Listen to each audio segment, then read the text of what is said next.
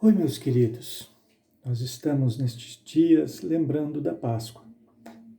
A festa da Páscoa é a festa dos judeus, do povo que esperava nos tempos do Antigo Testamento a chegada do Messias.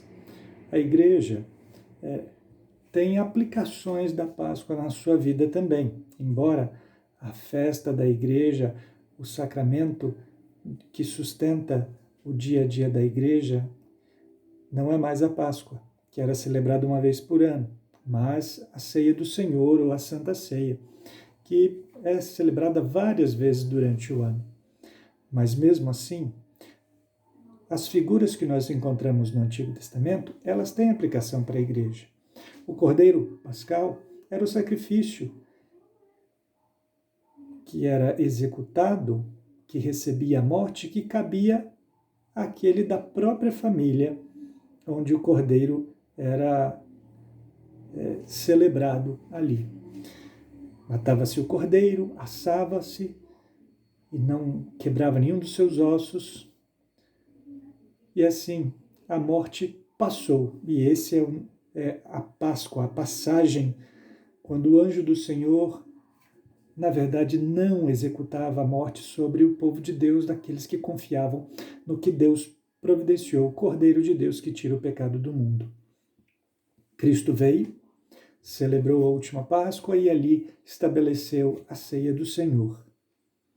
Mas a figura do Cordeiro da Páscoa continua importante para a vida dos crentes.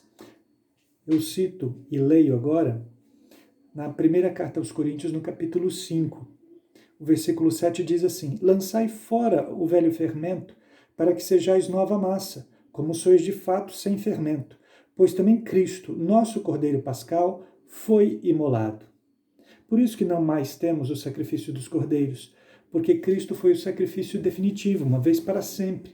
Ele foi morto, não só para nos livrar da escravidão, como era no Egito, uma escravidão física sob um povo, mas para nos livrar da escravidão do pecado, porque Ele tomou os nossos pecados, as nossas culpas, e levou sobre o seu corpo.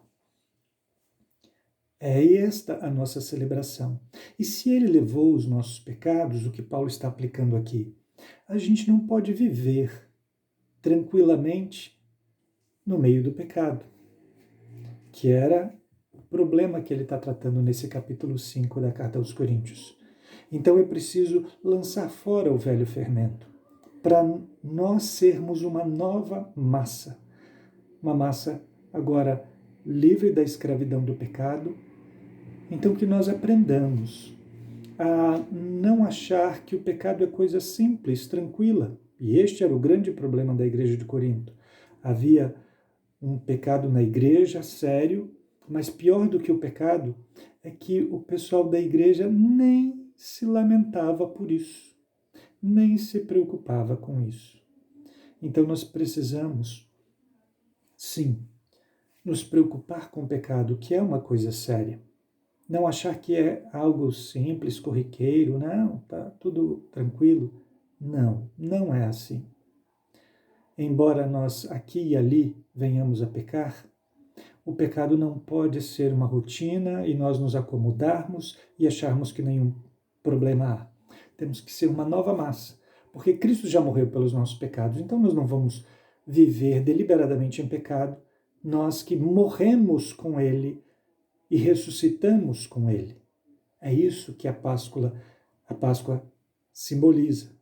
Por isso, continuo lendo Paulo, celebremos a festa, não com o velho fermento, nem com o fermento da maldade e da malícia, e sim com os asmos da sinceridade e da verdade.